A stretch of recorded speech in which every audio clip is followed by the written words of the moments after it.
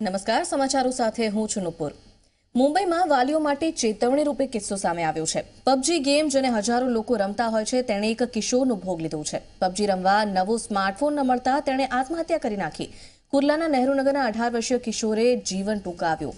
પરિવાર 20,000નો ફોન અપાવવા માટે તૈયાર હતો, પરંતુ કિશોરની જીદ હતી। તેને 37,000નો ફોન જોઈતો હતો અને આખરે તેણે ફોન માટે આત્મહત્યા કરી છે। તો પબજી ગેમ જેનો ક્રેઝ અત્યારે યુવાધનમાં ખૂબ જ જોવા મળી રહ્યો છે અને આ ગેમ હજારો યુવાનો રમતા હોય છે અને માત્ર આ ગેમ રમવા માટે તેને મોબાઈલ ન અપાવ્યો પરિવારે, જેના કારણે આ કિશોરે જીવન ટૂંકાવ્યું। મુંબઈના કુર્લા વિસ્તારની આ ઘટના સામે આવી છે। તો યુવકને આ કિશોરને 37,000નો એક ફોન પસંદ આવ્યો હતો, તે તેને લેવો હતો ગેમ રમવા માટે। જો કે પરિવાર 20,000ની રકમ સુધીનો ફોન અપાવવા માટે તૈયાર હતો અને માત્ર એક ફોન લેવા માટે આ કિશોરે આત્મહત્યા કરી નાખી।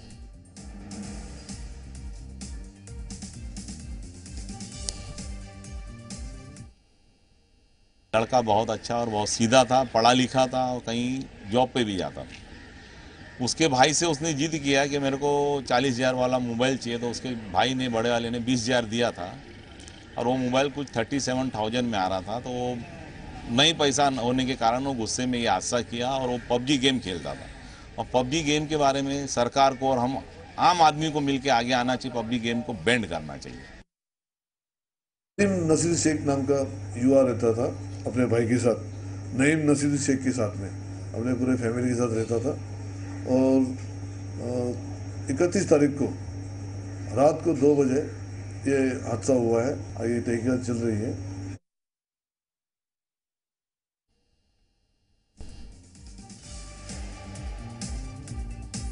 તો પબજીની આડઅસરની જો વાત કરવામાં આવે, માનસિક તણાવ વધારે છે આ ગેમ અને યાદ શક્તિમાં પણ ઘટાડો કરે છે।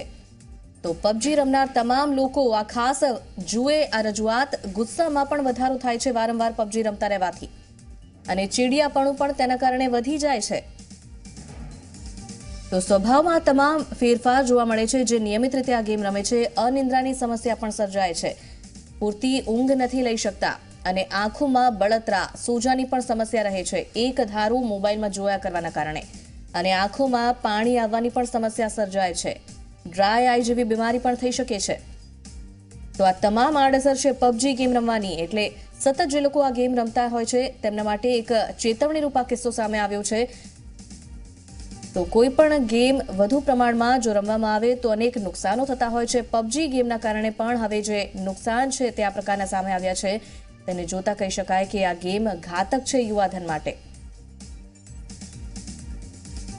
તો એક તરફ આ યુવક કે જેણે મુંબઈના કુર્લા વિસ્તારનો આ યુવક કે જેણે આત્મહત્યા કરી પબજી રમવા માટે તેને ફોન ન અપાવ્યો પરિવારે અને તેના કારણે તેને જીવન ટૂંકાવ્યું। તો પબજીનો ક્રેઝ એટલી હદે યુવાધનમાં સવાર છે કે આ પ્રકારના કિસ્સાઓ હવે સામે આવી રહ્યા છે, ત્યારે ચોક્કસ સમાજ માટે ચિંતાજનક કહી શકાય આ વિષય। તો મહત્વનું છે, નાની ઉંમરથી લઈને યુવાધન સુધી તમામ કિશોર અને યુવકો આ ગેમ ખૂબ જ પસંદ કરતા હોય છે અને આ ગેમનો ક્રેઝ છેલ્લા કેટલાક દિવસોમાં જે રીતનો જોવા મળ્યો છે તેના કારણે ચિંતાનો વિષય છે આ યુવક કે જેણે જીવ ગુમાવ્યો માત્ર આ ગેમના કારણે, મોબાઈલના કારણે। તો પરિવાર તેને ફોન અપાવવા માટે તૈયાર હતો 20,000ની રકમ સુધીનો, પરંતુ આ કિશોરની જીદ હતી કે તેને 37,000નો ફોન જોઈએ છે જેમાં તે પબજી રમી શકે અને તેના માટે તેણે આત્મહત્યા કરી લીધી। તો વાલીઓ માટે એક ચેતવણી રૂપા કિસ્સો છે। જેમના બાળકો વધુ પડતી આ પ્રકારની ગેમો રમતા હોય તો વાલીઓએ પણ નજર રાખવાની જરૂર છે અને વાલીઓએ પણ રોકવાની જરૂર છે। તો સતત મોબાઈલ ફોનમાં ગેમ રમતા રહેવાથી અનેક આડઅસરો પણ થાય છે। સ્વભાવ ચીડિયો બની જાય છે, આંખોને અસર થાય છે, આંખોમાંથી પાણી નીકળવું જેવી બીમારીઓ પણ થાય છે અને ચીડિયો સ્વભાવ થઈ જાય છે, ગુસ્સો વધારે આવે છે, અનિદ્રાની સમસ્યા પણ સર્જાય છે। આ તમામ આડઅસર છે આવી ગેમની। તો કોઈ પણ ગેમનો અતિરિક્ત જ્યારે રમવામાં આવે, અતિરિક્ત ઉપયોગ તેનો કરવામાં આવે તેના કારણે આવી આડઅસર પણ થતી હોય છે। અગાઉ પણ અનેક ગેમને લઈને આવી ચેતવણી સ્વરૂપ કિસ્સાઓ સામે આવી ચૂક્યા છે અને હવે જે નવો ક્રેઝ કહી શકાય પબજી ગેમ, તેને લઈને પણ આવા જ કેટલાક કિસ્સાઓ સામે આવી રહ્યા છે। ત્યારે કહી શકાય કે વાલીઓએ ચોક્કસ પોતાના બાળકો પર કાબુ કરવાની જરૂર। તો દ્રશ્યમાં આપ જોઈ રહ્યા છો આ ગેમ અને બીજી તરફ આડઅસરની જો વાત કરવામાં આવે યાદશક્તિમાં પણ ઘટાડો કરે છે આ ગેમ વારંવાર રમવાથી। અને ગુસ્સો આવવો, જેમાં વધારો થઈ જાય છે, સ્વભાવ ચીડિયો બની જાય છે, અવારનવાર ગુસ્સો આવે છે. તો તમામ આડઅસરો છે, એટલે આપણને ખબર પણ નથી પડતી, પરંતુ ક્યાંક ને ક્યાંક માનસિક અસર આ તમામ થતી હોય છે જ્યારે સતત આ ગેમ આપણે રમતા હોઈએ છીએ. તો એકાએક બદલાવ નથી આવતો, પરંતુ સતત આ ગેમ રમવાથી આ સ્વભાવમાં બદલાવ આવી શકે. આંખોમાં બળતરા થવા, આંખોમાંથી પાણી નીકળવું જેવી સમસ્યાઓ પણ અવારનવાર સર્જાતી હોય છે. અને પૂરતા પ્રમાણમાં ઊંઘ પણ નથી મળતી, અનિદ્રાની સમસ્યા પણ સર્જાય છે. એટલે સતત આ ગેમ રમવી ખૂબ જ હાનિકારક છે. ગેમથી બને તેટલા લોકો દૂર રહે તે જ. દિવસે ને દિવસે વધી રહ્યો છે. તાજેતરમાં જ પબજી ગેમના કારણે મુંબઈમાં એક વિદ્યાર્થીનું એટલે કે એક યુવકનું મોત નીપજ્યું છે અને તેની પાછળનો જવાબદાર પબજી ક્યાંક બહાર આવ્યું છે. ત્યારે આ મુદ્દે રાજકોટના વિદ્યાર્થીઓનું શું માનવું છે, રાજકોટના યુવાનોનું શું માનવું છે, આપણે જાણીએ. આપને પૂછવા માંગીશ, પબજી ગેમનો જે આતંક છે તે દિવસે ને દિવસે વધી રહ્યો છે, કારણ કે આજના જે કેટલાક યુવાનો છે, કેટલાક વિદ્યાર્થીઓ છે, આ પબજી ગેમમાં એટલા તરબોળ થઈ ગયા છે કે તેઓ પોતાનો અભ્યાસ, પોતાના પરિવાર, પોતાના મિત્રો, તમામ લોકોને ભૂલીને બસ જ્યારે ફ્રી થાય ત્યારે પબજી ગેમ ચાલુ કરીને બેસી જાય છે. શું કહેશો? પબજી ગેમ છે એ એક યુવાનોને ગેરમાર્ગે દોરી રહી છે. જે અત્યારથી નાના છોકરાઓ છે તે પણ તેના સ્ટડી કરતાં વધારે ગેમમાં ધ્યાન આપે છે. અને આ પબજી એક એવી ગેમ છે જેના લીધે બસ મગજમાં કોકની સાથે દુશ્મની મારવાનું ને એવું જ રહે છે. એટલે પબજી ગેમને સાવ બંધ જ કરી દેવી જોઈએ. તમે પણ સ્ટુડન્ટ છો, આપના મિત્રો પણ કેટલાક પબજી ગેમ રમતા છે. આપને ક્યારે વિચાર આવ્યો પબજી ગેમ ડાઉનલોડ કરી, અથવા તો કેવી છે આ ગેમ એકવાર જોઈએ, અથવા તો આપે આપના મિત્રોને અટકાવ્યા કે આ ગેમ ન રમવી જોઈએ? અમે અમારા મિત્રોને ઘણા ગ્રુપમાં કીધું છે પબજી ન રમી જાય, અને અમારા મોબાઈલમાં પણ પબજી છે જ ઇન્સ્ટોલ જ નથી કરી. અને પબજી એક એવું છે કે જે લત લાગી જાય તો મેકાતી નથી, એવું ઘણા દોસ્તારોનું કહેવું છે. પણ અમે ટ્રાય કરી કે મેકો અમે તે પબજી રમતા હોય ત્યારે એના મોબાઈલમાં વારંવાર ફોન કરીને તેને પબજીમાંથી ડિસ્ટર્બ કરીએ છીએ. ચોક્કસથી ગેમ મૂકવી જોઈએ. ઘણા સમય પહેલા એક બ્લુ વેલ નામની પણ એક ખતરનાક ગેમ માર્કેટમાં આવી હતી, જેના કારણે પણ કેટલાકના જીવ ગુમાવવાનો વારો આવ્યો હતો. અને હવે પબજીએ લોકો ઉપર અત્યારે રાજ જમાવ્યું હોય તેવું લાગી રહ્યું છે. શું કહેશો? પબજી એ બધાના ટૂંકમાં બંધાઈ લીધા છે કે આને બધા જે કોઈ લોકો બધા રમે છે પબજી તેમાં ઘૂસી જાય છે. બીજા કોઈ આમ પ્રશ્ન પૂછે તેનો સરખો જવાબ ન આપે.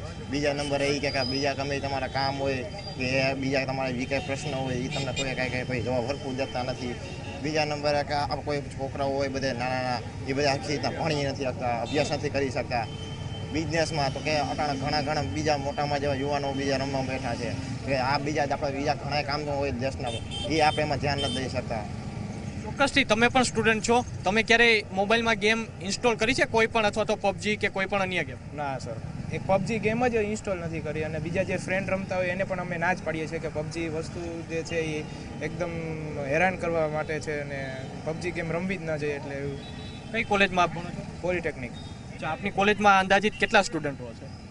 ગવર્મેન્ટ છે એટલે 2000ની આજુબાજુ. તો 2000માં કેટલા સ્ટુડન્ટોના મોબાઈલમાં પબજી હશે આપને ખ્યાલ છે? આપના મિત્ર સર્કલ છે એમાં કેટલાના, આપનું જે ગ્રુપ છે એમાં કેટલાના મોબાઈલમાં પબજી છે? 5-7માં તો છે જ પબજી. આપ અત્યારે જે બોલો છો, આપ અટકાવો છો કે આ પબજી ગેમ ન રમવી જોઈએ, અથવા તો તેનો મોબાઈલ છીનવીને આ પબજી ગેમ અનઇન્સ્ટોલ કરવી જોઈએ, અથવા તો તેને સમજાવવો જોઈએ? ના, અમે એને ફોન કરીને હેરાન કરીએ છીએ કે પબજી ના રમવી જોઈએ ને એવું. તે જ્યારે ગેમ ચાલુ હોય ત્યારે અમે એને ના જ પાડીએ છીએ કે પબજી ના રમાય. એના ફોનમાંથી ઘણીવાર અનઇન્સ્ટોલ પણ કરી નાખી છે.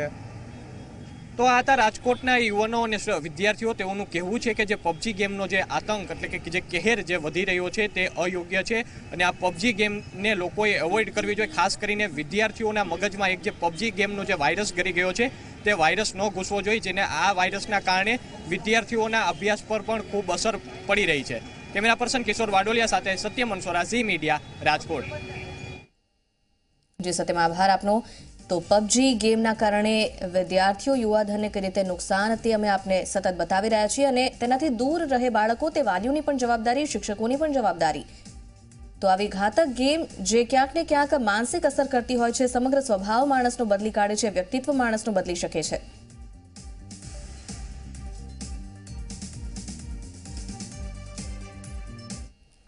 મહત્વના સમાચાર. દમણના મશાલ ચોક ખાતે બેંક ઓફ મહારાષ્ટ્રમાં એક કાર ઘૂસી ગઈ છે. મારુતિના કાર ચાલકે સ્ટીરિંગ પરથી કાબુ ગુમાવ્યો અને કાર સીધી બેંકનો દરવાજો તોડી બેંકમાં ઘૂસી ગઈ. તો સવારે બેંકની કાર્યવાહી ચાલુ હતી, અને જો કે કાર્યવાહી ચાલુ થાય તે પહેલા જ આ ઘટના બની છે. તેના કારણે કોઈ જાનહાનિ જો કે નથી થઈ. તો દ્રશ્યો આપ જોઈ રહ્યા છો, સીધી કઈ રીતે બેંકમાં ઘૂસી ગઈ છે આ કાર. તો બેંકનો દરવાજો તોડીને સીધી અંદર ઘૂસી ગઈ છે આ કાર. કાર ચાલકે સ્ટીરિંગ પરથી કાબુ ગુમાવ્યો, તેના કારણે આ દુર્ઘટના સર્જાઈ.